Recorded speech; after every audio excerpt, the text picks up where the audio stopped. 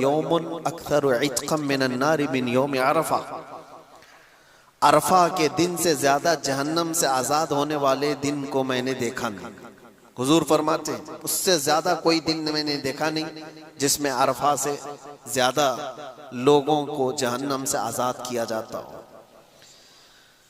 आज हम लोग जिस मुकद्दस रात में बैठे हैं, सबसे पहले अल्लाह का शुक्र बजा लाओ।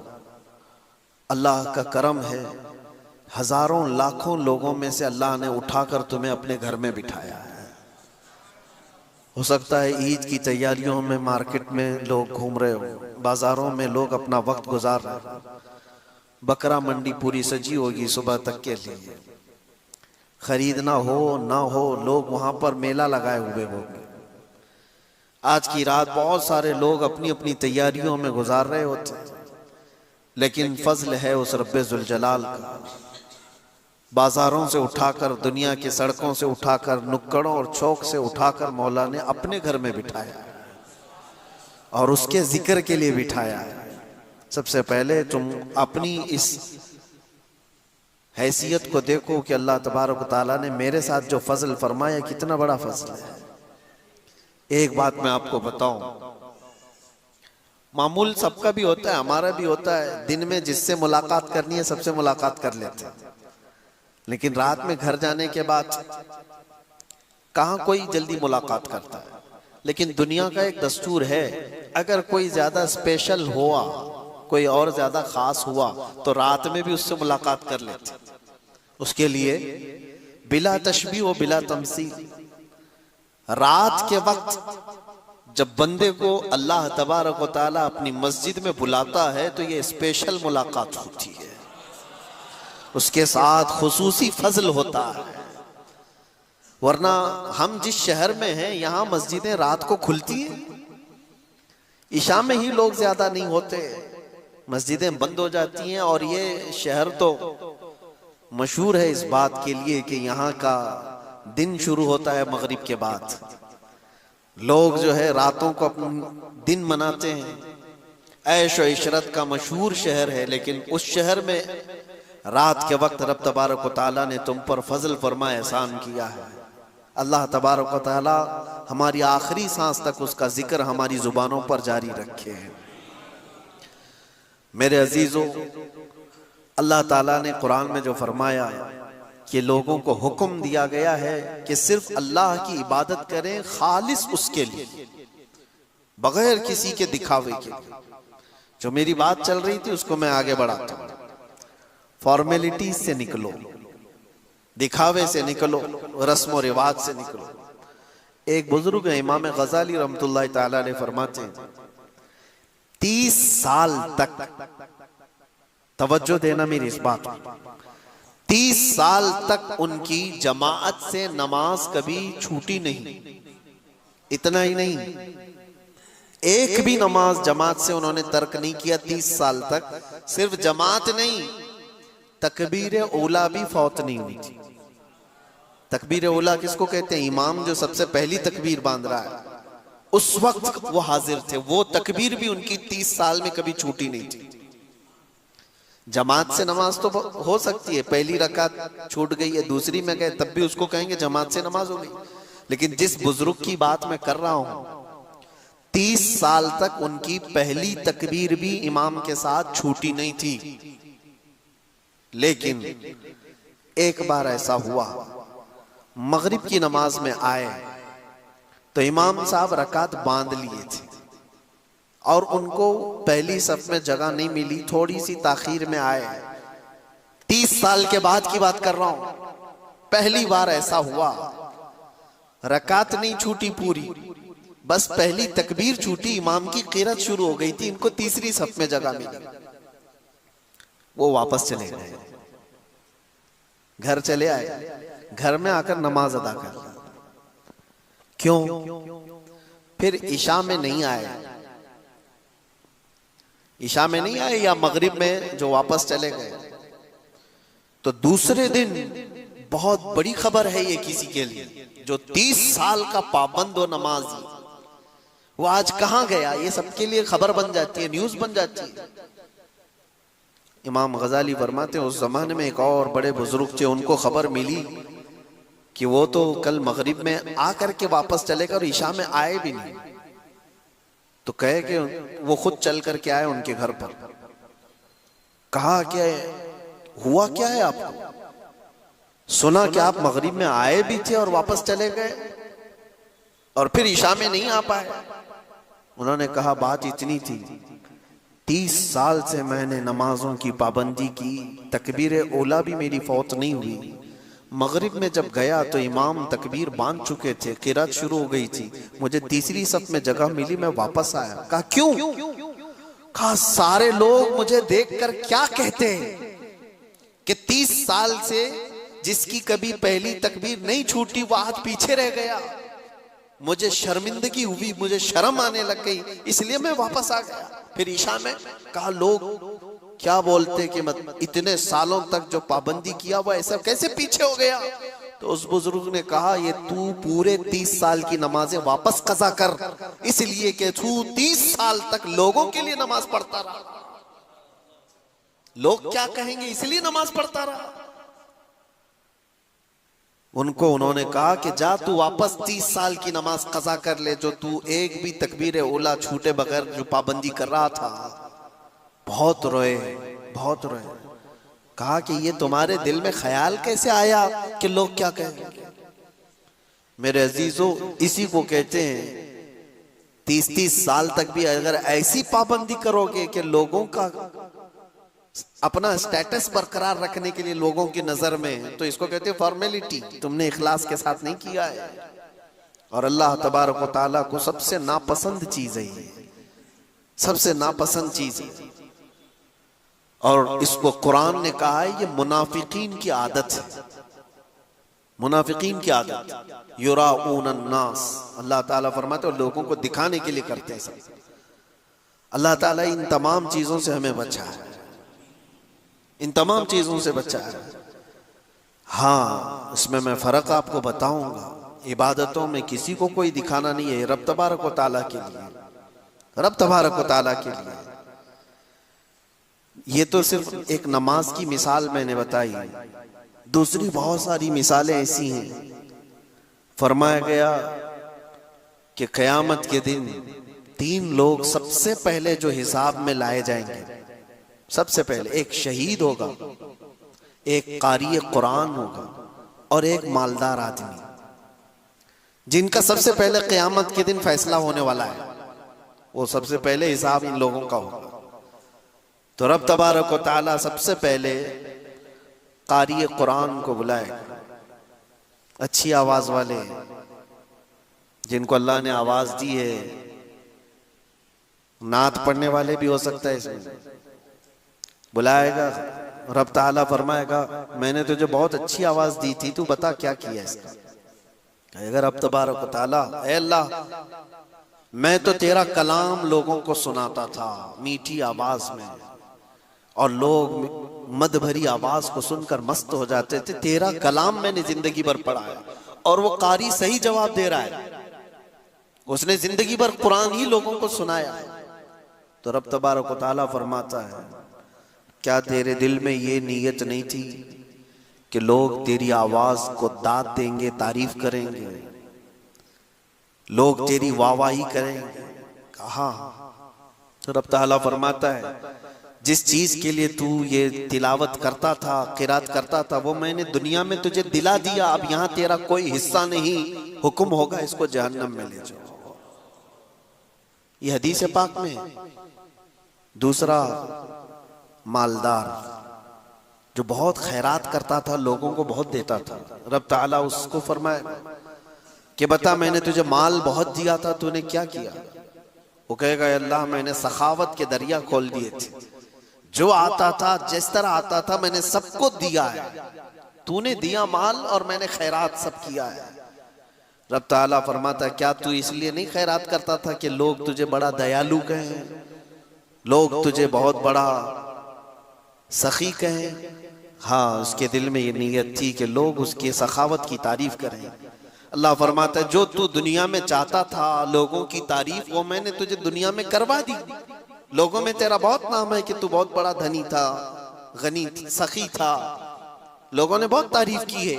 यहां तेरा कोई हिस्सा नहीं, उसके लिए भी हुक्म होता है जहन्नम में ले जाओ। तीसरा शहीद है, उसको रब ताला फरमाता है बता मैंने तुझे जवानी दी, ताकत दी, तूने उसका इस्तेमाल कहाँ किया? वो कहता है अल्लाह मैंने तेरी दी हुई ताकत और जवानी को जिहाद में इस्तेमाल किया, मैं जंगें लड़ी और तेरे नाम पर मैं कुर्बान हो गया, मैंने अपनी जान कुर्बान कर दी। रब ताला फरमाता है क्या तू ये नहीं सोचता था कि लोग तुझे बड़ा बहादुर कहें इसलिए लड़ता था, लोग तेरे ताकत के जौहर मान ले इसलिए लड़ता था? तो उसके दिल में ये नीयत थी। तो रब ताला फरमाता है लोगों ने तेरी दुनिया में बहुत तारीफ की, तेरे बहादुरी की, तो जा तुझे जो कुछ भी दुनिया से चाहिए था वो मैंने दिला दिया, अब यहां सिवाय जहन्नम के कुछ नहीं। कारी कुरान जहन्नम में जा रहा है, सखी मालदार जहन्नम में जा रहा है, शहीद जहन्नम में जा रहा है। किस लिए? सिर्फ इसलिए कि उन्होंने जो यहां काम किए थे वो दिखावे के लिए किए थे, इखलास नहीं था। ये कितनी बड़ी चीज है। आप तो शहीद तक भी नहीं पहुंचे, सखी तक भी नहीं पहुंचे और कारी कुरान तक भी नहीं पहुंचे। वो बहुत बड़े बड़े लोगों की बात कर रहा हूं, उनके अंदर दिखावा आया तो निकल गए जहन्नम की तरफ। इसीलिए मौला अली शेर खुदा करमल्लाहु ताला वजहुल करीम की ये बात मिलती है।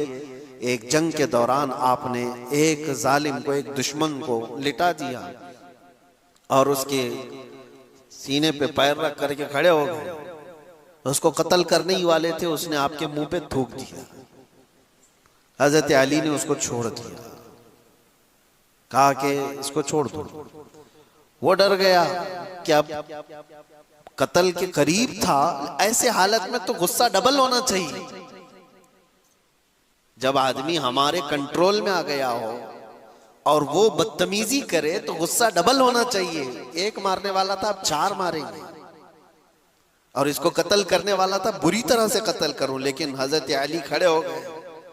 उसने पूछा कि दुनिया में तो ऐसे वक्त में तो जो गालिब आदमी है उसका गुस्सा डबल हो जाता है, तुमने छोड़ क्यों दिया? कहा मैं जो तुझे मार रहा था वो खालिस अल्लाह के लिए, अल्लाह का दुश्मन, तो अल्लाह की दुश्मनी में मेरे सामने आया था तो मैं तुझे मार रहा था, लेकिन जब तूने मेरे मुंह पे थूक दिया, अब मैं कत्ल करता तो कहीं ये ना हो कि मैं इस थूक का बदला लेने के लिए तुझे कत्ल किया, इसलिए मैंने छोड़ दिया। मेरा नफ्स ना आ जाए इसके अंदर, मैं अपनी जात के लिए कुछ नहीं करता। मेरे अजीजों, बहुत सारे अमाल हैं जिनको जाया होने से बचाने के लिए बहुत कुछ हमें तैयारी करनी पड़ती है। बहुत सारे लोग अपने जाहिर को देखें, कभी भी आप ये तसव्वुर ना करें कि लोग क्या कहते हैं। हजरत अबू बकर शिबली रहमतुल्लाह ताला अलैह से पूछा गया, हुजूर पाक सल्लल्लाहु ताला अलैहि वसल्लम का आशिक कौन होता है? बहुत अच्छी बात है, तवज्जो। आपसे पूछा गया, जवाब कैसा देते हैं? हजरत अबू बकर शिबली कहते हैं जिसको दुनिया पागल कहे और वो अपने महबूब की मोहब्बत में मगन रहे। दुनिया उसको पागल कहती हो और वो अपने नबी की मोहब्बत में मगन है, उसको ये फर्क नहीं पड़ता लोग मुझे क्या कहते हैं। वो आशिक होता है, उसे दुनिया की परवाह नहीं है कि लोग क्या कह रहे हैं, मेरी शक्ल पे क्या कह रहे हैं। अजीजा ने ग्राम वक़ार, बहुत सारी चीजें ऐसी हैं जिसमें हमारी नीयत से हमारे आमाल खराब हो सकते हैं और हमारी नीयत से हमारे आमाल बहुत अच्छे भी हो सकते हैं। इस चीज का हमेशा ख्याल, इसीलिए मैंने कहा शुरू में ये बात रखी, फॉर्मेलिटीज से निकल करके आ जाओ। बहुत सारी चीजें इखलास के साथ अपनी जिंदगी के इन अय्याम को रखो। एक बात और मैं आपको बताऊं, इमाम अहले सुन्नत फाजिल बरेलवी रहमतुल्लाह अलैह की बात याद आती। रमजानुल मुबारका में एतिकाफ में थे, मस्जिद में एतिकाफ में बैठे होते और इफ्तारी के फौरन बाद आपको पान खाने की आदत थी, और घर से जो खाना लाता ले जाता था तो वो 10-12 साल का एक बच्चा था। वो इफ्तारी में खाना तो लाया, एक दिन पान नहीं लाया। लेट कर दिया, तरावी हो गई। और जिसको पान खाने की आदत है इफ्तारी के फौरन बाद, वो हमको तो नहीं है लेकिन पान वाले बेहतर जानते हैं कि तलब शुरू हो जाती है। तो हो सकता है थोड़ी देर ना मिले तो दिमाग में बहुत सारी चीजें आने लगती हैं। तरावी के बाद वो बच्चा आया पान लेकर के, आप पान तो ले लिए, एक चमाट भी लगा दी कि इतनी देर कहां गया था, तमाचा लगा दिए उसको। ये तो घर में चलता रहता है। क्या हम अपने बच्चों को नहीं मारते? कोई अगर ताखीर किया या कोई चीज हुई तो डांट डपट या थोड़ा सा मारना, ये तो नॉर्मल चीज है, चलती है। वो बच्चा अपना सर रगड़ते हुए भाग गया। लेकिन इमाम अहले सुन्नत फाजिल बरेलवी रहमतुल्लाह अलैह, वो आशिक रसूल, पान खाने के बाद बेचैनी बढ़ गई और इतनी बेचैनी के मस्जिद में टहलने लग गए, इधर से उधर उधर से इधर। आपके शागिर्द हैं मलिकुल उलमा ज़फरुद्दीन रहमतुल्लाह अलैह, वो मस्जिद में थे। उन्होंने आकर के पूछा आला हजरत से कि क्या आप किसी चीज के तलाश में हैं, क्यों इतनी बेचैनी? आला हजरत ने कहा वो बच्चा कहाँ गया जो पान लाया था। कहा क्यों, क्या बात है? कहा उसको ढूंढ के ले आओ, उसको ढूंढ के ले आओ, मैंने नाहक उसको मार दिया। अल्लामा ज़फरुद्दीन रहमतुल्लाह अलैह फरमाते हैं कि ये भी तो कोई बात है, वो खादिम है आपका, खानदानी खादिम है, उसके घर से सारे लोग खिदमत करते हैं। आला हज़रत ने कहा नहीं, वो बच्चा जहां भी उसको ढूंढ के लाओ। कहते हैं कि सबको ढूंढने पर लगा दिए लेकिन बच्चा कहीं मिला ही नहीं। रात भर आला हज़रत मस्जिद में सोए नहीं, एतिकाफ में टहलते रहे। जो आए पूछे मिला हो नहीं। सहरी का वक्त हुआ तो फिर तोशादान लेकर के घर से वो लड़का आ गया। खाना लाने ले जाने की जिम्मेदारी थी। सहरी के वक्त में वो अपने मजे में था, वो अपनी धुन में था। वो आया, जैसे आया अल्लामा ज़फरुद्दीन रहमतुल्लाह अलैह फरमाते हैं ऐसा लगा कि आला हजरत को जिंदगी की कोई बहुत बड़ी चीज मिल गई। दौड़ते हुए आए, तोशादान उसका उधर रख दिया और उस बच्चे के सामने घुटने टेक करके नीचे बैठ गए। 12 साल का लड़का है और वक्त का मुजद्दिद घुटने टेक कर नीचे बैठ गया है। उसके बाजू पकड़ लिए, कहा कि बेटा कल मगरिब के बाद तेरे पान न लाने पर मैंने तरावी के बाद जो तुझे तमाचा मारा वो मैंने अपने नफ्स के लिए मारा, मेरी जरूरत के लिए मारा। इससे शरीयत का क्या लेना देना? तूने ऐसा कौन सा जुर्म किया था जिस पर इस्लाम सजा दे सकता है? तेरा कोई जुर्म नहीं था, ये सिर्फ मैंने अपने पान के लिए मारा है। क्या तू मुझे माफ कर सकता है? बच्चा क्या समझे, वो अपना हाथ छुड़ाने लगा। बड़े मौलाना छोड़िए, मुझे कोई मसला नहीं। अल्लामा ज़फरुद्दीन रहमतुल्लाह अलैह फरमाते हैं पीछे जो आला हज़रत के बड़े बड़े शागिर्द खड़े थे उनकी आंखों में आंसू थे। वक्त का इमाम और मुजद्दिद एक बच्चे के सामने माफी मांग रहा है। आला हज़रत ने कहा कल को बरोज़े क़यामत मुझसे अगर ये सवाल हो गया कि अहमद रजा सिर्फ अपने पान के लिए किसी को तमाचा कैसे लगा सकता है, मैं क्या जवाब दूंगा? वो बच्चा कहने लगा कि ठीक है मैंने माफ कर दिया। आला हजरत को कह रहा हूं मैंने माफ कर दिया। आला हजरत ने कहा बच्चे का इस तरह से कह देना ये काफी नहीं होता। अपने सर से टोपी उतार दी, नीचे रख दी और उस लड़के से कहा मैंने जैसे तुझे तमाचा मारा था वैसी मुझे भी तू तमाचा लगा। उस बच्चे से कहे तू भी तमाचा मुझे लगा। वो डर गया। बड़े बड़े उलमा जिसके सामने अदब से बैठते हो वो आज मुझे कह रहा है कि बच्चा तू तमाचा लगा। वो अपना हाथ छुड़ाकर भागने वाला था लेकिन उसका हाथ खुद ही पकड़ करके अपने सर पर तमाचा लगवाते। 2 3 4 उसके हाथ से जब अपने सर पर तमाचे लगवाए तो उसके बाद कहा अब मुझे जाकर इत्मीनान हुआ कि मैंने अपने नफ्स के लिए जो किया था अल्लाह ताला उसे मुझे माफ फरमा दे। मेरे अजीजों, इसको कहते हैं इखलास, अल्लाह का खौफ। ये फॉर्मेलिटी नहीं है, ये फॉर्मेलिटी नहीं, ये रस्म और रिवाज नहीं है। कौन कर सकता है? कौन कर सकता है? इसीलिए ये वही कर सकता है जिसके दिल में आखिरत का खौफ हो, अल्लाह के लिए जो जीता है दुनिया में वो ये कर सकता है। बाकी लोग क्या कहेंगे, वो जीने वाला तो कभी इन तमाम चीजों के करीब भी नहीं आ सकता। दिखावे के लिए जो जिंदगियां चलती हैं वो कभी नहीं। इसीलिए आपको मैं बात बता दूं, हुजूर पाक सल्लल्लाहु तआला अलैहि वसल्लम के पास एक सहाबी आए, हजरत माइज असलमी, जानते हो, आकर के हुजूर के पास रोने लगे। कहा या रसूल अल्लाह मुझे पाक कर दीजिए, मुझे पाक कर दीजिए। हुजूर ने फरमाया क्या किया तुमने? उन्होंने कहा मैंने बहुत बड़ा गुनाह किया है, बहुत बड़ा गुनाह किया।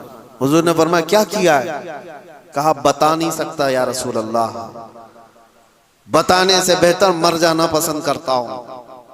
तो हुजूर ने फरमाया बताओ तो सही, क्या गलत काम किए, क्या गुनाह किए, उस गुनाह के एतबार से तुम्हारे लिए मैं बताऊं। तो साहबी ने कहा कलेजा मुंह को आता है या रसूल अल्लाह, मैंने बदकारी की एक औरत के साथ। हुजूर ने अपना चेहरा फेर लिया, वो सारों कतार रोने लग गए हुजूर के कदमों में गिरकर। ये बात मैं क्यों बता रहा हूं, जिसको कोई जानता नहीं था वो सहाबी हुजूर के पास आकर बता क्यों रहे? एक अमल ऐसा है जो छुप करके किया हुआ था, हुजूर की बारगाह में आकर रोना और बताना कि मुझसे ये गलती हो गई है। क्यों? ये बंदा वही कर सकता है जिसके दिल में आखिरत का खौफ, कि मेरी पकड़ हो गई तो मैं क्या करूंगा। यहां अल्लाह के नबी हैं, कुछ तो हो सकता है। उन्होंने ये नहीं देखा कि लोग मुझे अब क्या कहेंगे।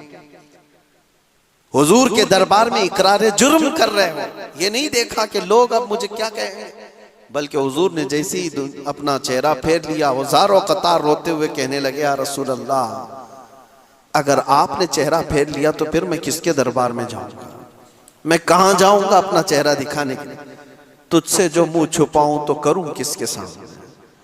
क्या किसी और से तवक्को नजर की है? इसी को आला हजरत ने अपने अशार में कहा था, या रसूल अल्लाह बद हैं तो आपके, भले हैं तो आपके, टुकड़ों पे यहीं के पले हैं, रुख किधर करें?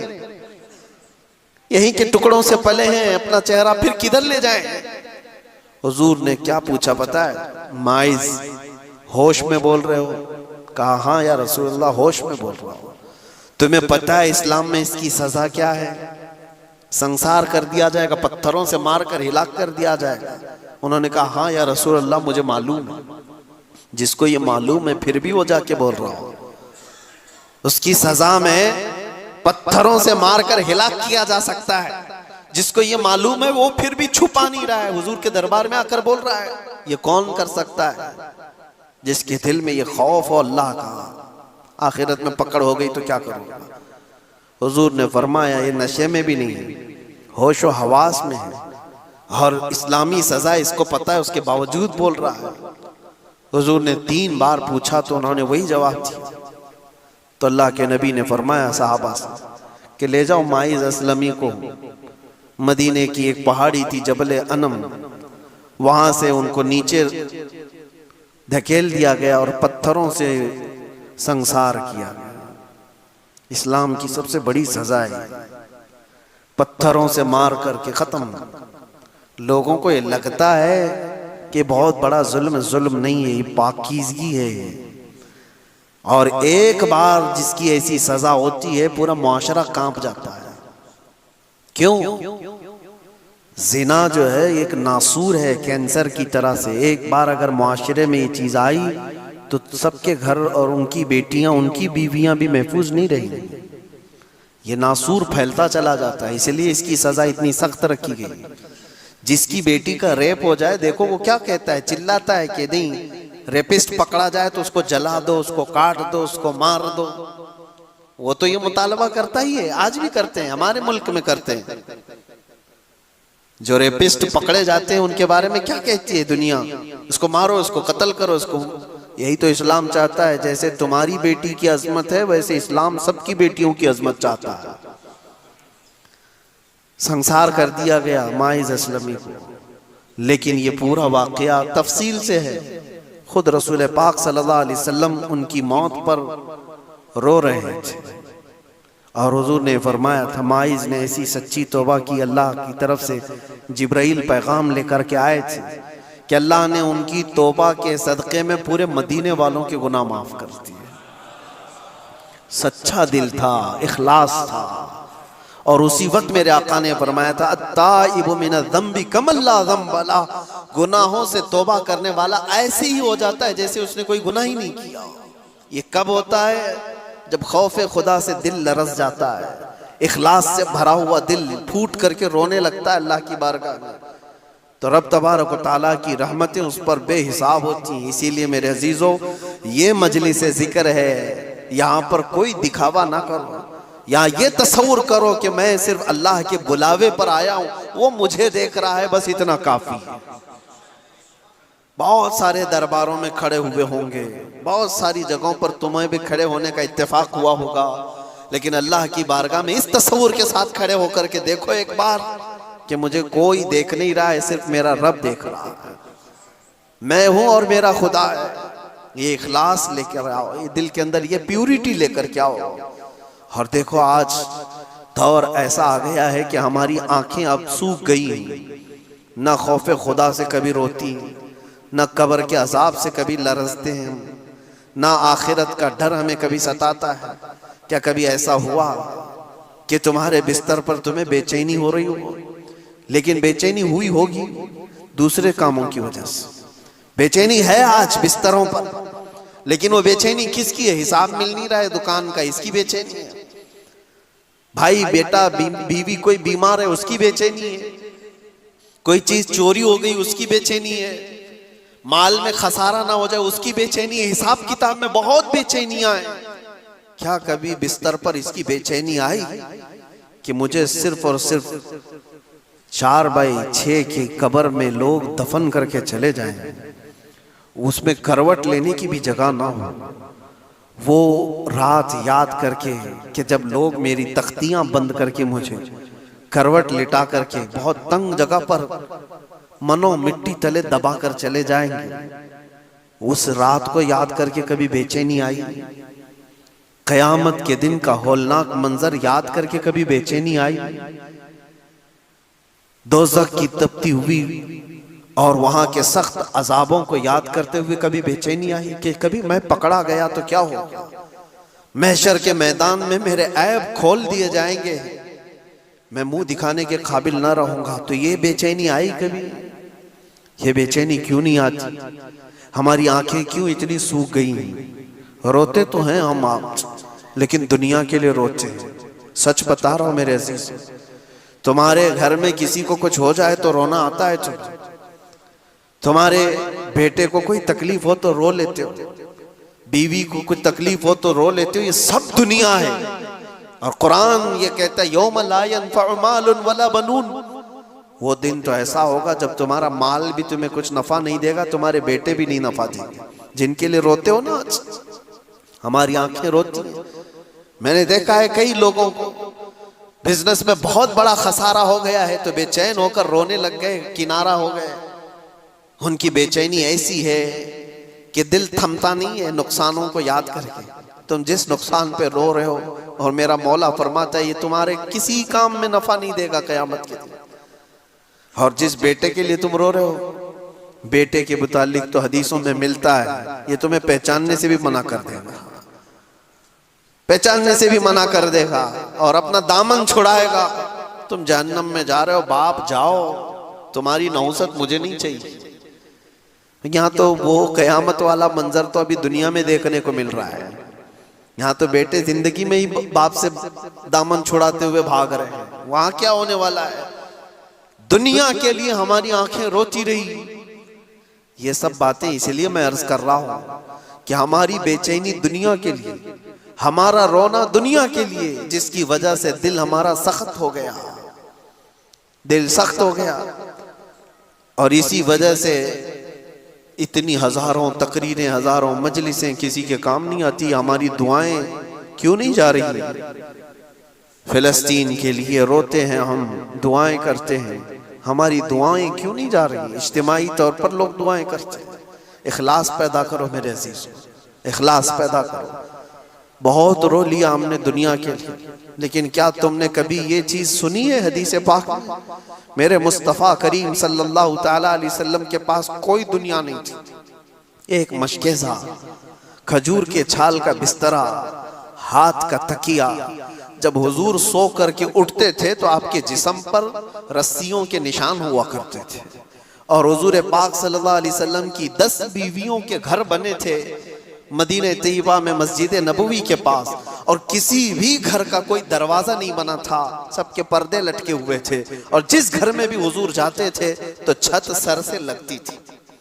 ये घर थे हुजूर के, ये दुनिया हुजूर के पास थी। लेकिन कसम रब्बे जुल जलाल की, मेरे आका के मुतालिक जितने भी सहाबा बयान करते हैं, पूरी जिंदगी हुजूर ने कभी एक मर्तबा भी दुनिया की फिक्र में हुजूर को रोते नहीं देखा।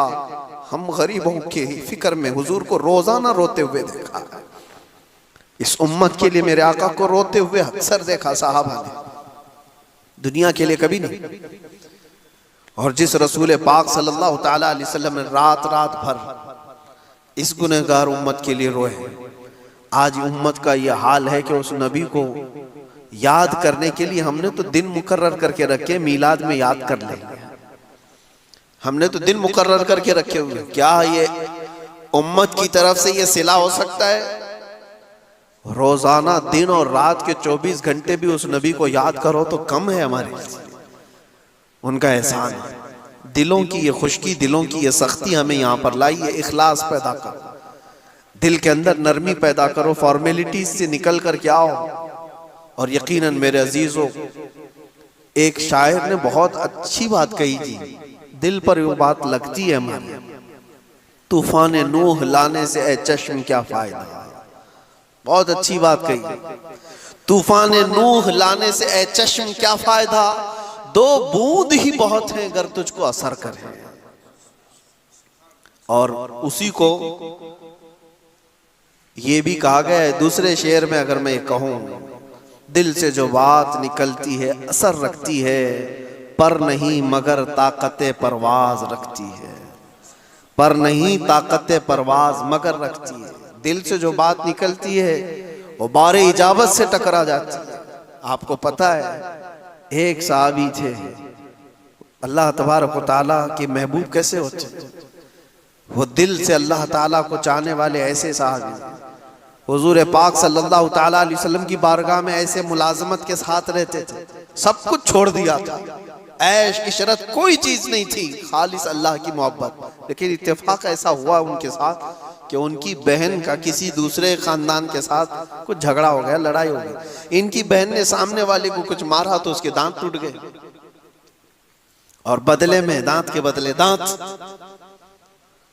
वो खानदान वाले हुजूर के पास आए फैसला करवाने के लिए, या रसूल अल्लाह सल्लल्लाहु अलैहि वसल्लम, इनकी बहन ने हमारे घर में हमारी बहन को मारा है जिससे दांत टूट गए, क्या होना चाहिए? तो हुजूर पाक सल्लल्लाहु ताला अलैहि वसल्लम फरमाया, क्या ऐसा हुआ है? कहा तो फिर बदले में तो ये हो सकता है कि उनके घर वाले इनकी बहन के दांत तोड़ देंगे। इस साहबी ने जोश में आकर क्या कहा पता है? अल्लाह की कसम मेरी बहन के दांत नहीं टूटेंगे। क्या कहा? अल्लाह की कसम मेरी बहन के दांत नहीं टूटेंगे। कहा क्या, किस यकीन के साथ अल्लाह की कसम खा रहे हो? ये इस्लाम का कानून है, अल्लाह की कसम मेरी बहन के दांत नहीं टूटेंगे। वो उठ करके चले गए, क्योंकि दिल के अंदर ऐसा जोश था जिसमें बोल दिया उन्होंने। बाद में लोगों ने उनको समझाया कि अल्लाह की कसम खा करके तुम कह रहे हो, क्या इस्लाम के खिलाफ जाओगे? इस्लाम के खिलाफ जाओगे, कानून के खिलाफ जाओगे? कहा नहीं नहीं नहीं, लेकिन मेरे दिल से निकल गई बात। हुआ इत्तेफाक कि वो दूसरे खानदान वाले आए हुजूर के पास। आ करके उन्होंने कहा, या रसूल अल्लाह सल्लल्लाहु अलैहि वसल्लम, हम बदला नहीं चाहते, कुछ फिदिया दे करके उनको छोड़ देना चाहते। सामने वाले खुद राजी होकर के आए। वो आए और इनसे कहा कि नहीं, हम बदले में दांत नहीं तोड़ेंगे, कुछ फिदिया लेकर के, कुछ दियत लेकर के छोड़ देना चाहते हैं। ये साहबी खुश हो गए। हुजूर के पास जिब्राइल अमीन आए, ये वाकया क्यों हुआ था, उस पर हुजूर पाक सल्लल्लाहु अलैहि वसल्लम ने एक बात फरमाई जो बुखारी शरीफ में मौजूद है। अल्लाह के नबी फरमाते हैं कुछ बंदे ऐसे हैं बिखरे बालों वाले, परागंदा चेहरे वाले, धूल में अटे हुए, लेकिन अगर वो अल्लाह की कसम कर दें किसी चीज पर तो अल्लाह उनकी कसम पूरी कर देता है। लव अक़समू अलल्लाहि ला बर्रा, अगर वो अल्लाह को कसम दे दें किसी बात की, अल्लाह उनकी कसम की लाज रखता है, उनकी कसम पूरी कर देता है। ये कौन लोग हैं? ये वो इखलास के बादशाह हैं, खालिस रब के लिए जीते हैं, अल्लाह के लिए जीते हैं। और इसीलिए मेरे आका ने फरमाया मन कान लिल्लाहि कान अल्लाहु लहू, जो अल्लाह का हो जाता है अल्लाह उसका हो जाता है। बस इस तरह की जिंदगी पर अपने आप को ले आओ, दुनिया के सारे झमेलों से अपने आप को निकालो, अल्लाह के हो जाओ, अपने आप को उसकी तरफ उसके हवाले कर दो। फिर देखो, ये भी बात किसी शायर ने सच ही कहा है, खुद ही को कर बुलंद इतना कि हर तकदीर से पहले खुदा बंदे से खुद पूछे बता तेरी रजा क्या है। वो मकाम लाने के लिए बंदे को अपना आप सब हवाला करना होगा रब ताला की बारगाह में, अपने आप को हवाला कर दो अल्लाह की बारगाह में। दो बहुत बड़े बुजुर्ग हैं, ये आखिरी बात मुस्लिम शरीफ के शरह में इमाम नववी रहमतुल्लाह अलैह ने इनका जिक्र फरमाया। एक रबिया बिन हराश, एक रिबई बिन हराश, दो भाई थे, सगे भाई थे, बड़े मुहद्दिसीन हैं, अल्लाह वाले कैसे कैसे उठे देखो। और दोनों ने बात बात में ये कसम खा ली कि मैं जिंदगी भर, तो कुछ बातें चल रही थी उनकी आखिरत को लेकर। उनके जो बड़े भाई थे रिबई या छोटे थे, उन्होंने कसम खा ली जब तक मैं जन्नत में अपने आप को नहीं देख लूंगा उस वक्त तक हंसूंगा नहीं। अपने आप पर हराम कर लिया हंसना जिंदगी में। उनके दूसरे भाई ने भी कहा मैं भी कसम खाता हूं कि जब तक मैं अपने आप को जन्नत में नहीं देख लूंगा हंसूंगा नहीं। कैसे लोग थे, और जिंदगी भर उनको कोई हंसते हुए नहीं देखा, नहीं हंसे। लेकिन अल्लाह तबारक व तआला के लिए जब बंदा कोई चीज छोड़ देता है तो रब ताला उसे तन्हा नहीं छोड़ता। हज़रत रिबई बिन हराश, बड़े बड़े मुहद्दिसीन ने ये बात लिखी है, इंतकाल हो गया उस वक्त तक नहीं हंसे, मौत आ गई तब तक नहीं हंसे, लेकिन लोग उनको जब गुस्ल के लिए तख्त पर लिटाते हैं तब वो हंस पड़े। मौत के बाद तख्त पर जब गुस्ल के लिए लिटाए गए तो उनकी हंसी छूट गई, लोगों ने हंसते हुए उनको देखा भी और सुना भी। कफन पहनाया और दफन किया। उनके छोटे जो भाई थे उनका भी इंतकाल हो गया, उनको हंसते हुए किसी ने नहीं देखा, उनको गुस्ल भी दे दिया गया, कफन भी पहना दिया गया, लेकिन कोई ऐसी अलामत नजर नहीं आई। और कब्र में रखा गया तो कब्र की तख्तियां उनकी बंद की जा रही थी, वो जोर से हंस पड़े। कब्र के अंदर बुजुर्गों से पूछा गया क्या बात थी, तो शारे नबवी शारे मुस्लिम वो कहते हैं इन दोनों ने जिंदगी में कसम खाई थी जब तक जन्नत ना देखूं हंसूंगा नहीं। एक भाई ने गुस्ल के तख्ते पर अपने आप को जन्नत में देख लिया और दूसरे ने कब्र में सोते ही अपना ठिकाना जन्नत में देख लिया। रब तबारक व तआला ने दोनों को दुनिया में ही दिखा दिया उनका मकाम, और ये भी इसलिए अल्लाह का जो हो जाता है अल्लाह उसका होता है, और उसका वादा है मेरे अजीजों, उसका वादा है। रब ताला फरमाता है मेरे बारे में तुम जैसा गुमान करोगे मैं तुम्हारे साथ वैसा सुलूक करूंगा। तुम अगर एक बालिश्त आगे बढ़ते हो रब ताला की रहमत एक कदम आगे बढ़कर तुम्हारी तरफ आती है। कोई चल करके आए तो ये हदीस कुदसी में अल्लाह फरमाता है मैं दौड़ करके उसको थाम लेता हूँ, बहुत दौड़ के उसको थाम लेता हूँ, यहाँ तक कि बंदा मेरी याद में अपने आप को ऐसा फना कर देता है तो फिर बोलता जब वो है तो जुबान उसकी होती है कलमे मेरे होते हैं, पकड़ता जिससे है हाथ उसका होता है पकड़ मेरी होती है, चलता है तो कदम उसके होते हैं चाल मेरी होती है। रब ताला ये फरमाता है बंदा जब मेरे लिए होता है उसका मैं हो जाता हूँ। अपनी जिंदगी को यहाँ तक ले आओ इखलास और प्यूरिटी के साथ कि हम न रहें, अल्लाह के हो जाए। कोई भी हो अपने आप को जब फना करता है तो उसका रंग उसके ऊपर जाहिर होता है। इसीलिए बुजुर्गों ने फरमाया, कई बुजुर्गों को देखा गया है मौत से पहले उनकी जुबान बंद हो गई, लेकिन दिल से उनकी सदाएं अल्लाह अल्लाह की आती थी, लोग सुनते भी थे। क्यों?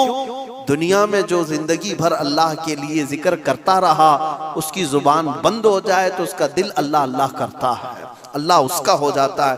रब तबारक व तआला हम सबको इखलास की दौलत अता फरमाए, प्यूरिटी जो हमारे लिए बहुत ज़रूरी है, दिखावे और रियाकारी से अल्लाह हमारी हिफाजत फरमाए। करीम खुदा अरहमर राहिमीन आज की रात हमारी बख्शिश का ऐलान फरमाए। व आखिर दावाना अनिल हम्दुलिल्लाहि रब्बिल आलमीन।